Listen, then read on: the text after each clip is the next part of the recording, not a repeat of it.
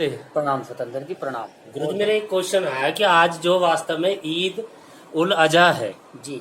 तो ये ईद उल अजहा जो है क्या ये वास्तव में इसमें संस्कृत में इसका कुछ अर्थ है जी या अरबी में क्या अर्थ कह रखा, जो अरबी में अर्थ बता रखा है ये वही अर्थ है कि पशुओं की हत्याएं, या फिर इसका कुछ और अर्थ है? तो कृपा करके इसमें प्रकाश डालें जिससे वास्तविकता का हमें पता लगे। देखो, जो है यो ईद उल अजहा जो शब्द का आपने जो प्रयोग किया है, ईद उल अजहा, इससे पहले हमें ये चीज देखने की जरूरत है कि विश्व में सबसे प्रथमतः भाषा कौन है जो उससे ओरिजिन है। क्योंकि ये तो सर्वविदित है कि 1400 साल पहले इस्लाम आया था। इस्लाम से पूर्ववर्ती क्या स्थिति थी, कौन सी भाषा थी, कौन सी लिपि थी? तो जाहिर है संस्कृत भाषा थी, और संस्कृत थी। तो जो 1400 साल पहले ईद उल अजहा है, ये 3 शब्दों से बन गए ईद उल अजहा।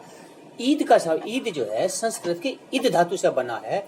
ईद जिसका मतलब आज, प्रेजेंट, यह जो है इदम, जैसे छठी की कक्षा में संस्कृत में यहाँ पढ़ा जाता है इदनमम, यह सब क्या है? ईद मनी यह, ईद मनी यह, तो ईद जो है यह। और अजहा शब्द है कि ये संस्कृत की अज धातु से बना है, जिसको अज माने अजन्मा, जिसका जन्म नहीं होता। और अजहा का मतलब अज में विसर्ग जो है 2 बिंदी वो लगा देते तो विसर्ग हो जाता है। तो अजहज का शब्द है जो संस्कृत की भाषा में उसको वाणी है, यानी कि यह जो आज में वर्तमान में जो ये अज है, इस वाणी को विराम देते हैं। जो हम कोई इस वाणी को विराम हिंदी सेंस से रह करके देते हैं, जो हम कोई गलत कार्य नहीं करेंगे मन से, वचन से, कर्म से, हम जो है इस तरह का कार्य रहकर करेंगे जो किसी को क्षति न पहुंचाए, किसी को आहत न करे। इस्लाम में इस शब्द का मतलब यह है कि हम अपनी वाणी को शुद्ध रूप से स्वरूप प्रदान करेंगे, सच्चे रूप में उसका जो इस्तेमाल करेंगे, सच्चे शब्द, अच्छे शब्दों का प्रयोग करेंगे, जो प्रेम से और भाई से वही उसमें।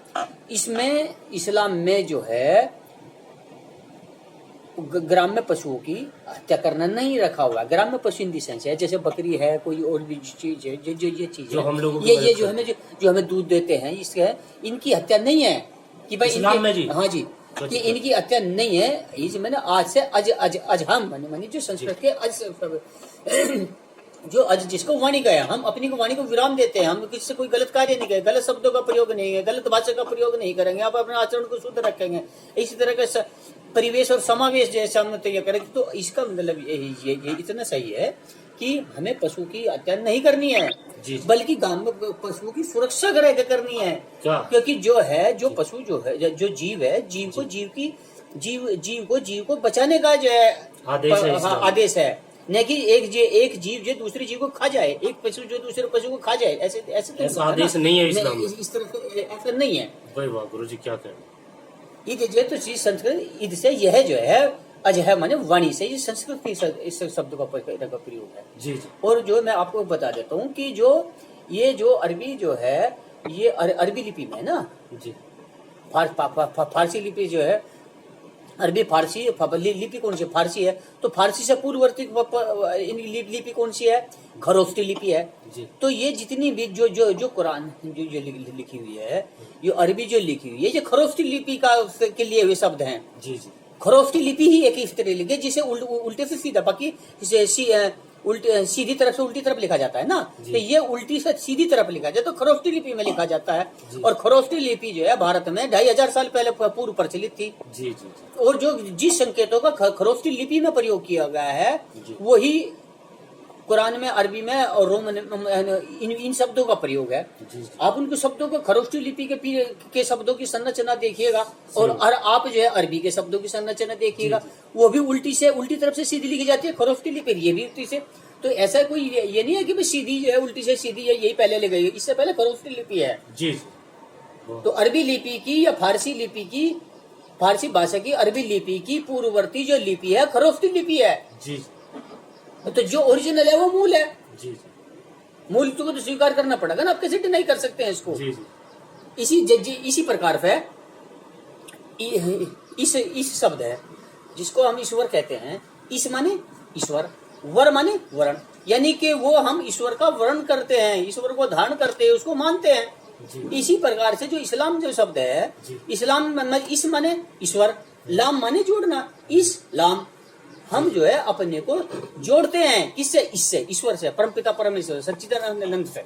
ये मतलब है इसका। सही बात है। और कोई इस संदर्भ में तो कोई और सवाल हो तो बताओ, ये तो इतना देखो। तो गुरुजी मैं आपका धन्यवाद करना चाहूंगा कि आपने इतनी अच्छी बात बताई है। नहीं हमारे मन में भी कन्फ्यूजन रहता है, तो मैं भाइयों आपसे बताना चाहता हूँ कि ईद उल अजहा का वास्तविक जो मीनिंग है वो ये है कि मन वचन कर्म में जो हम संकल्प मुंह से गलत शब्दों का उपयोग करते हैं, गलत दूसरे के लिए बोलते हैं, उन सबको त्याग करना, उन्हें कुर्बान करना ही वास्तव में कुर्बानी है। जो पशु के लिए प्रेरित करते हैं, चाहे वो कोई भी है, कोई व्यक्ति है, बिगर नाम लिए मैं कहता हूं कि वो कोई भी व्यक्ति है जो पशु को बलि के लिए प्रेरित करते हैं, जो उसका वास्तविक अर्थ नहीं बताते।